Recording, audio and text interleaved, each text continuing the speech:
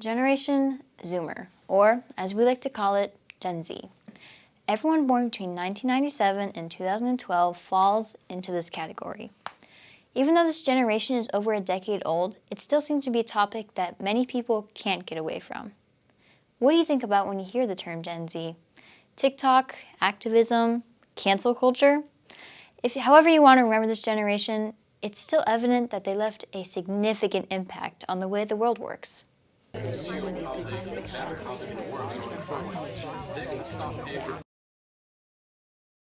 Generation X. Most of Gen Z's parents love to remind their kids of the good old days when they would go drink from the hose and hang outside with their friends in person. No. Now Generation Z's idea of fun includes video games, social media, and if you want to see your friends outside, maybe just FaceTime them. We're going to give you the insight into the mind of a 2009 Zoomer teenager, seeing how the younger side of Gen Z likes to socialize and spend time with their friends. Social media has given us a lot of trends in our friend groups and a lot of inside jokes that we just all laugh at. Video games are how we hang out with each other, and it's a lot easier, so we prefer it a lot more. Online interactions are 9 to 5, and these kids are getting paid. Not with money though, but with lower attention spans and increased screen times of around 11 hours a day. Unless they actually do turn their screen times into money by posting videos on YouTube or TikTok, potentially gaining millions. Influencers with a popular following make on average $57,928 a year, which is $28 an hour. The term influencer is used loosely, however, because content creators are mostly around the age of 15 to 25 years old. Generation Z seems to be ahead of its time. Will the rest of the world be able to keep up?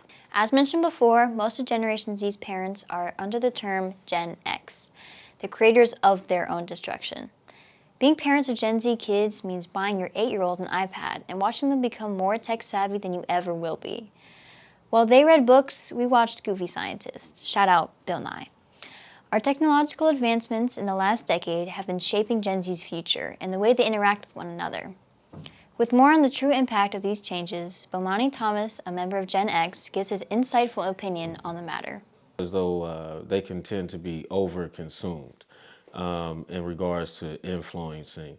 For me, it's a little strange to see a room full of Generation Z kind of in a room together, but seem like they're all separated at the same time because everybody's in their phone.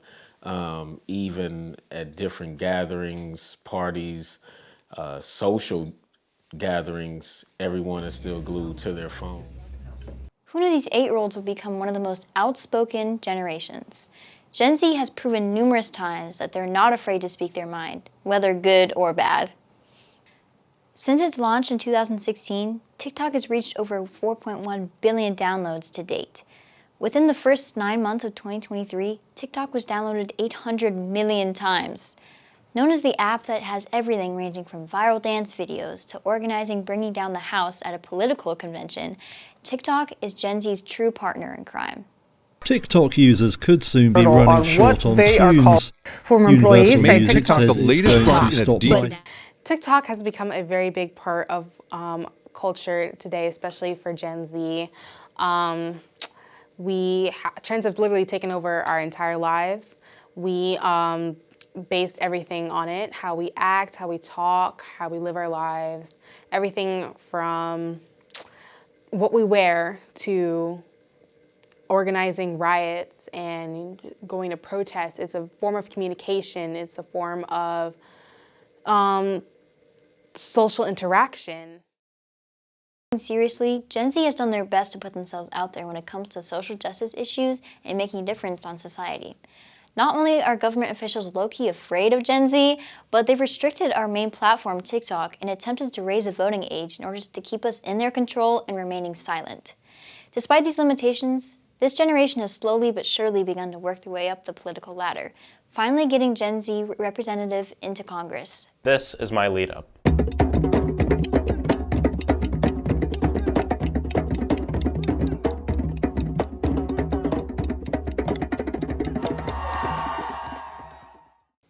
Now Now that there's a voice to speak for millions, post-millennials can only go up from here.